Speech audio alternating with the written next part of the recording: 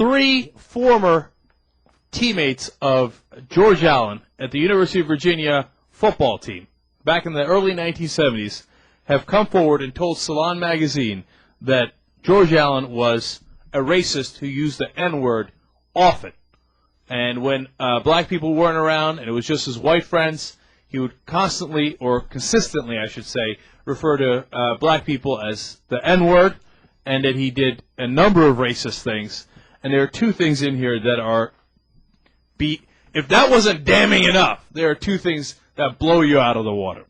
2 of the 3 players have come forward anonymously, because it makes all the sense in the world.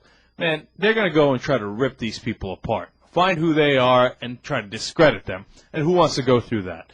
But one of them has been brave enough to step forward on the record. His name is Dr. Ken Shelton. He now lives in North Carolina. He's supported Democrats and Republicans in the past. In fact, he just wrote a letter supporting his local Republican sheriff a little while ago. This is not a political issue for him. It's not a partisan thing. That's what he says. I keep my fingers crossed that will prove to be true. Mm-hmm. And he has said, listen, the reason I came forward is because I heard he might have a significant chance at the presidency, and I thought this kind of person shouldn't really be up for an office like that. And by the way, the 2 others who spoke on the condition of anonymity both said they wanted to remain quiet because they feared retribution from the Allen campaign. Exactly. So we don't have a lot of time left. Let's get to it.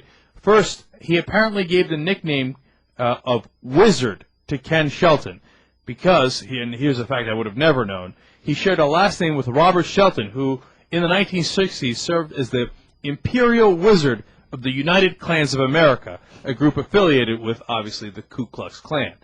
Now, other people confirm that Shelton's nickname was Wizard. Other people say they never knew why he got the nickname. Shelton says he got the nickname from George Allen, who apparently was intimately familiar with the other Shelton, who was the wizard of this group associated with the Ku Klux Klan. He must have been familiar because he was fighting against him. Yeah, that's right, yeah. Now, nobody makes up a story like that. No, nobody makes up a story like that. Or, I think, the other story. And now the other story is even worse. Apparently, they were on a trip. They go hunting. They catch it. They were deer hunting, yeah. They catch a deer. They kill a deer. And George Allen says to the person whose house they were hunting around, The land, yeah. What is the black area of town around here? He finds out. They drive to the black area of town. He takes the head of the doe and shoves it into the mailbox of one of the residents. Now, that's not a slightly racist thing.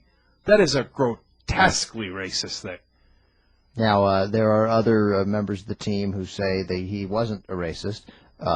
Some who actively say that he was a good guy. But what this guy says is, he wasn't shoving deer heads into the mailboxes of local black people, he was a swell guy. Remember, this is a guy who had a Confederate flag in his office on his belt buckle, and is he the guy that has the noose outside? Yeah. Exactly and right. He opposed a state holiday honoring Dr. King, and when he was in the Virginia legislature.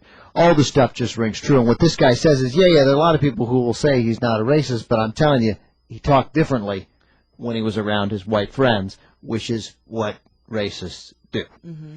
If this story sticks and it turns out it is true and it has traction, I don't see how somebody recovers from this. If they do recover from this, then I am embarrassed for the state of Virginia. It depends on whether the story has legs. But after the macaca comment, obviously, these things build, and it just seemed, and that build because of the other stuff. It adds credibility to every story before it, and every story before it adds credibility to this story. Young Turks on Air America Radio. We'll see you tomorrow. Quiero un amor duro que me pueda hacer vibrar, un sabor